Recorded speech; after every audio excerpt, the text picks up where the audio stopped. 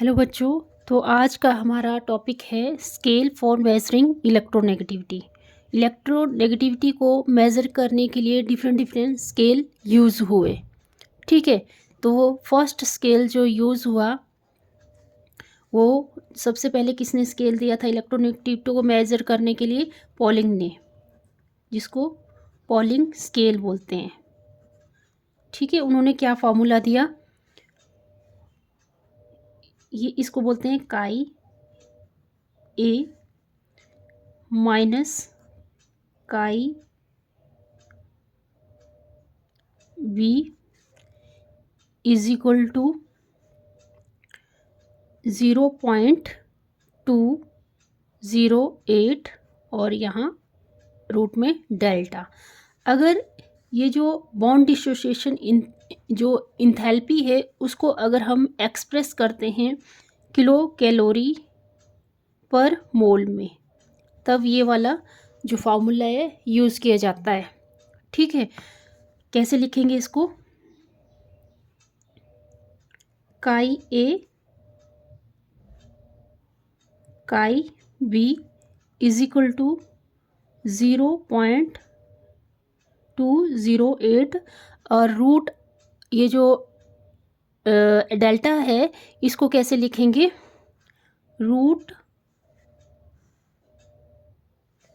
चलो मैं ऐसे अलग से लिख लेती हूँ पहले। डेल्टा की वैल्यू होती है बॉन्ड डिसोसिएशन इंथैल्पी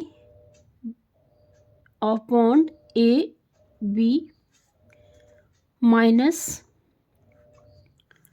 रूट में आ जाएगी value bond dissociation enthalpy of bond A और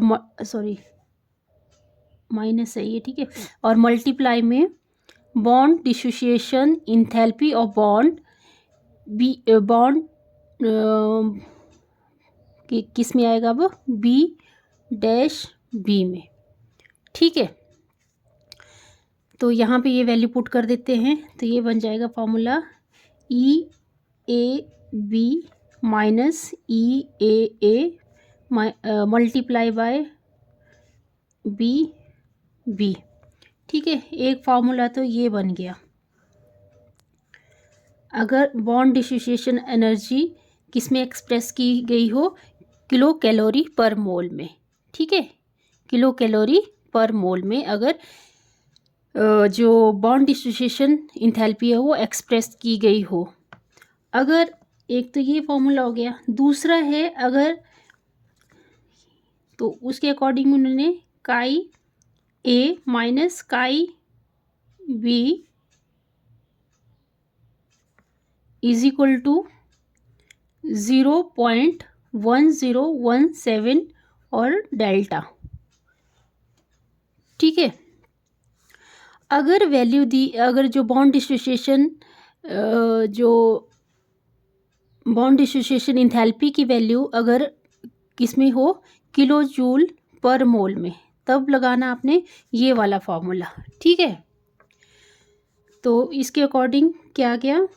काई A minus chi B is equal to 0.1017 root, इसकी वैल्यू क्या है डेल्टा की?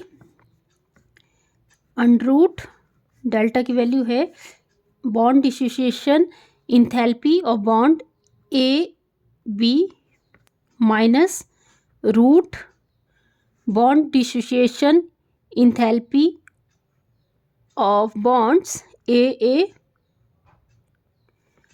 और मल्टीप्लाई करना है bond dissociation enthalpies of bond B.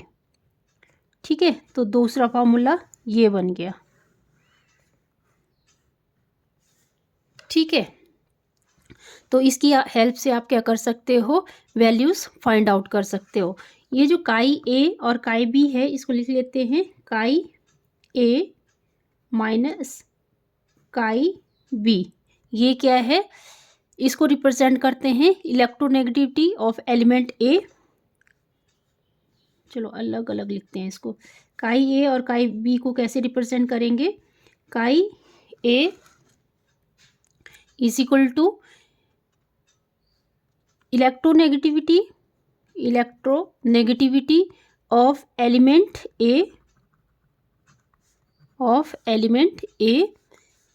And chi b is equal to electronegativity of element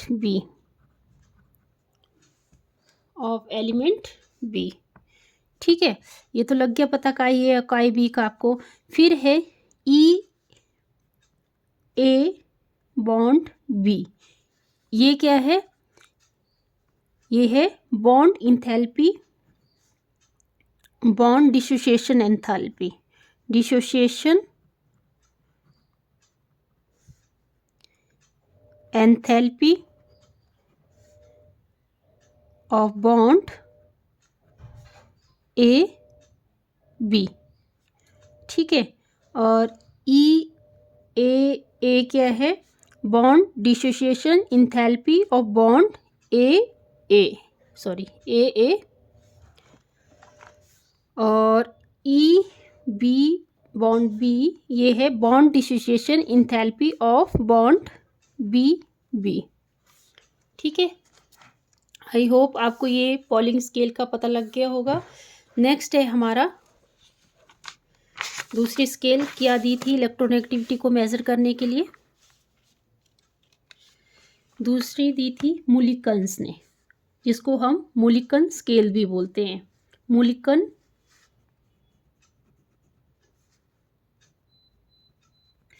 Jaffe scale, जिसको हम मुलिकन स्केल भी बोलते हैं।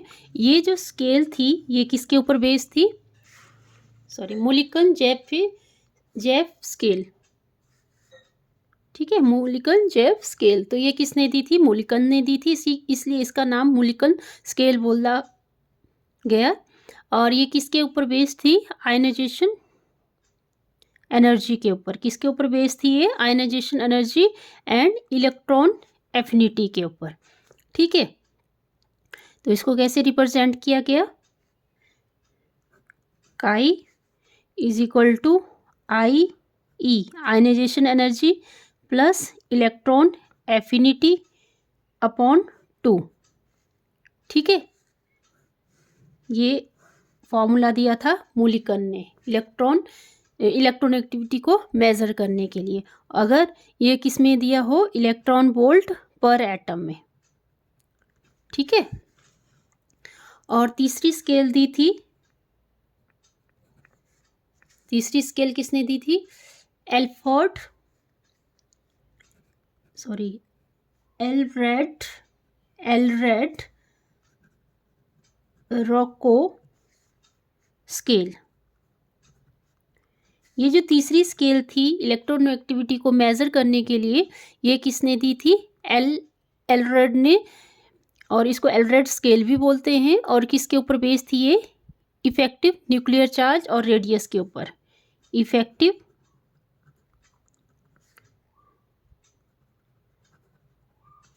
Nuclear charge and atomic radius के ऊपर।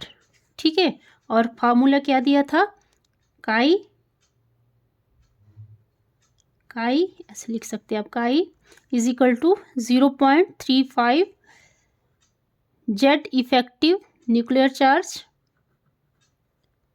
Upon atomic radius, square of atomic radius plus 0.744। तो इस तरह से आप क्या निकाल सकते हो? इलेक्ट्रोनेगेटिविटी की वैल्यू फाइंड आउट कर सकते हो। ठीक है, तो ये होगी हमारी स्किल्स। आई होप आपको समझ आया होगा। अगर समझ आया तो प्लीज़ चैनल को लाइक करें, सब्सक्राइब करें ज़्यादा से ज़्यादा। Thank you.